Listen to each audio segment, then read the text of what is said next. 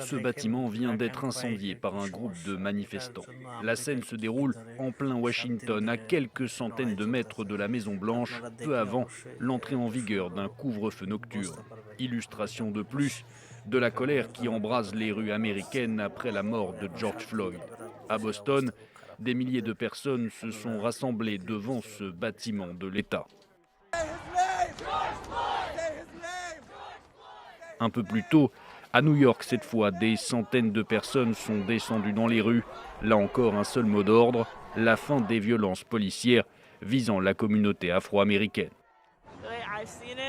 For the past 400 years stemming from slavery, there has been a genocide of black people in this country. And it's been from slavery to Jim Crow, to black codes, to mass incarceration, to police brutality. De l'autre côté du pays, en Californie, cette scène presque surréaliste. La garde nationale patrouille dans les rues de Santa Monica.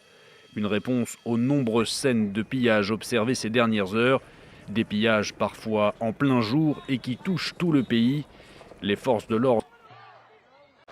This entirely peaceful protest was broken up with a volley of tear gas and with some of the most aggressive policing I have yet seen here. The reason for such action was not immediately apparent, for the curfew was still an hour away. Anyone on the road was beaten back. And we watched as the streets around the White House were cleared.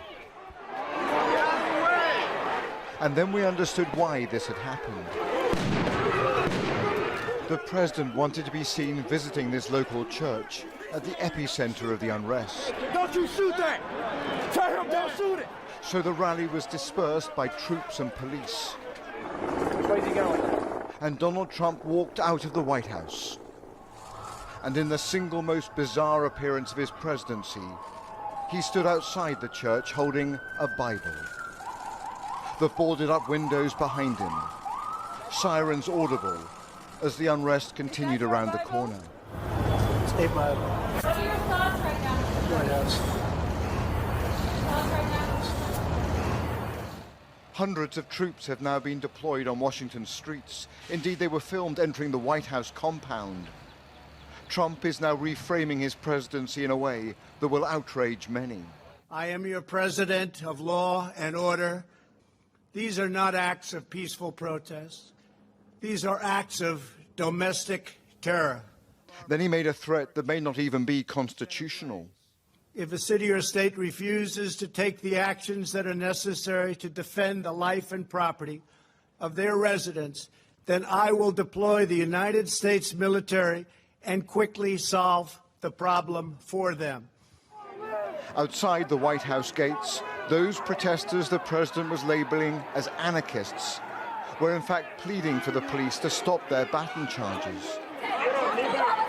We watched as Simona implored officers to respect her rights. You know what it feels like? We have every right to be here. We have every right to live. We have every right to peacefully protest.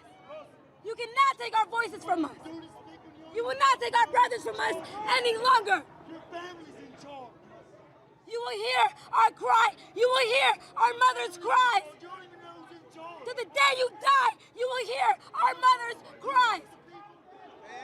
Okay, we're being moved on here, and to be honest, escalation was almost inevitable with this militarized style of policing. This is not about building a bridge to the African-American community. This is seen as an insult. That is certainly how 19-year-old Salem saw these tactics, telling me that her patience is running out. They wanted a revolution. They wanted a revolution. Just you wait. Just you wait, America. You think the days of peaceful protest are close to an end? This is peaceful. This is peaceful, and yet they still don't care. Peaceful protest or violent protest, they don't care. George Floyd! George Floyd! There seems almost no chance now that these protests will be quickly extinguished. And America appears today to be heading down a dark and dangerous road. Robert Moore, ITV News, Washington.